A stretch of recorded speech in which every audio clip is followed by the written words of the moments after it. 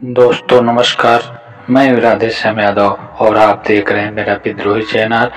मेरे विद्रोही चैनल पर आप सभी का बहुत बहुत बहुत स्वागत है। आप मेरे वीडियो को लाइक करें, मेरे चैनल को सब्सक्राइब करें और बेल आइकन दबाना न भूलें, जिससे जब भी नया वीडियो अपलोड करूं तो इसकी सूचना सबसे पहले आप तक पहुंचे। चलिए सबको एक समान स्वास्थ्य सुविधा और एक समान न्याय मिलने के लिए अगर डॉक्टरी के पेशे को और वकालत के पेशे का राष्ट्रीयकरण कर दिया जाए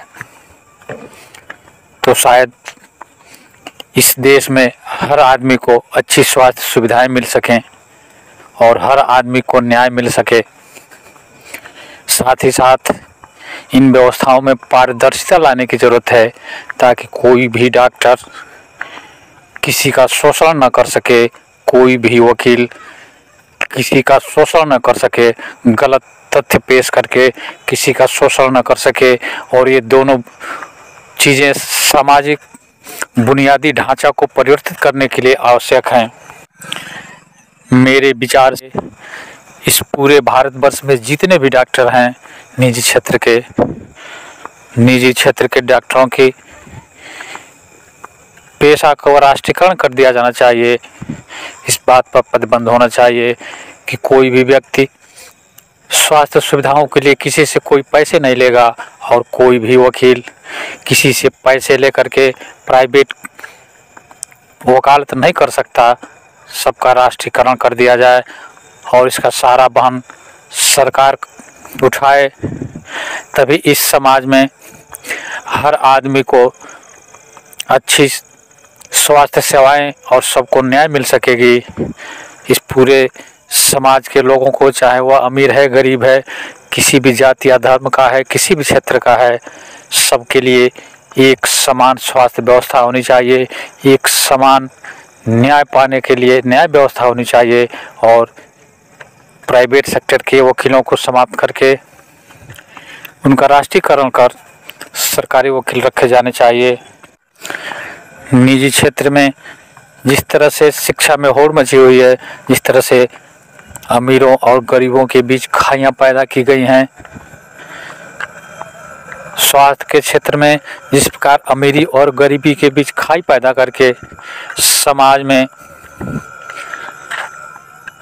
दूरियां पैदा की गई हैं, इन सब का अगर राष्ट्रीयकरण किया जा सके तो शायद यह सामाजिक दूरियां मिट सके। इसमें हर बच्चे के लिए, हर नागरिक के लिए एक समान शिक्षा व्यवस्था होना चाहिए। पूरे देश भर में एक पाठ्यक्रम होना चाहिए और पूरे देश के लिए, पूरे समाज के लिए एक शिक्षा की व्यवस्था होनी चाहिए। तभी इस देश में समानता आएगी, तभी इस समाज में समतामूलक समाज की स्थापना हो पाएगी और यह जिम्मेदारी सरकार को उठाने की ज़रूरत है। रोटी, कपड़ा, मकान, शिक्षा और स्वास्थ्य जैसी बुनियादी चीज़ें, इन चीज़ों का सरकारीकरण होना चाहिए। निजी क्षेत्रों से उठा करके इसे सार्वजनिक क्षेत्र में कायम करना यह सरकार की जिम्मेदारी होनी चाहिए। तभी इस देश में अमीरी और गरीबी के बीच की खाई मिट सकेगी। तभी इस समाज में नैतिक प्रधान नागरिक पैदा किए जा सकेंगे और तभी इस देश को समृद्धशाली देश बनाया जा सकता है। जब तक यह सामाजिक दूरियां बनी रहेंगी, जब तक अमीरों और गरीबों के बीच दूरियां बनी रहेगी, जब तक रोटी, कपड़ा और मकान, स्वास्थ्य और शिक्षा का निजीकरण रहेगा, तब तक समतामूलक समाज की स्थापना असंभव है। तब तक समाज के सभी लोगों को इनके अधिकारों को दे पाना नामुमकिन है। इसलिए इस देश के हर नागरिक को ये सारे अधिकार सरकारी खर्चे पर दिलाए जाने की आवश्यकता है। जब इस देश के हर नागरिक को रोटी, कपड़ा, मकान, शिक्षा और स्वास्थ्य की गारंटी दी जाए, तभी हमारे सच्चे भारत का निर्माण हो सकेगा। तभी हमारे उन अमर शहीदों के सपनों को साकार किया जा सकेगा, जिस भारत के निर्माण के लिए उन्होंने अपना सब कुछ न्यौछावर कर दिया, जिस सपने के भारत के लिए हंसते हंसते फांसी के फंदों को चूम लिए।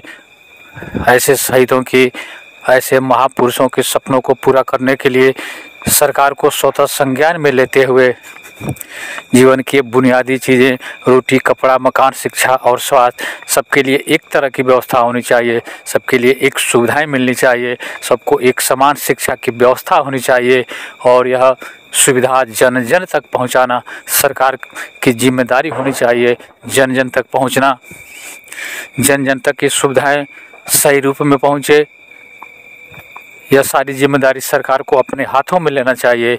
और इस देश का हर नागरिक सरकार से यही उम्मीद रखता है और हर नागरिक को सरकार से यही उम्मीद रखनी चाहिए।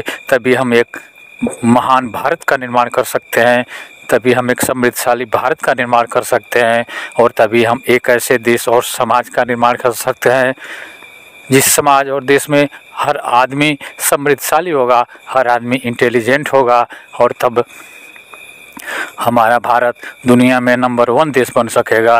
मित्रों, आप मेरे इस वीडियो को लाइक करें, मेरे विद्रोही चैनल को सब्सक्राइब करें। मिलते हैं अगले वीडियो में एक नए विषय के साथ। तब तक के लिए नमस्कार, जय हिंद, जय भारत, वंदे मातरम।